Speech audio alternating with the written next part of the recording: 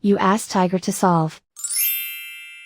This deals with linear equations with one unknown. The final result is x equals -16/3. Let's solve it step by step. Simplify the expression. Break up the fraction.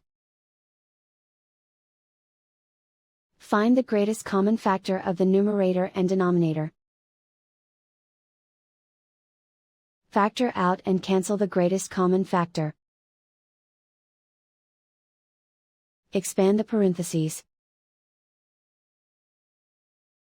Simplify the arithmetic. Simplify the fraction. Simplify the arithmetic. Group all constants on the right side of the equation.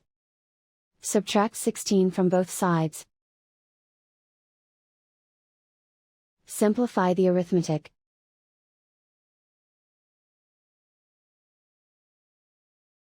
Isolate the x.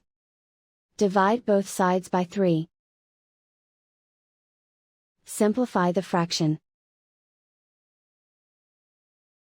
And so the final result is x equals -16/3.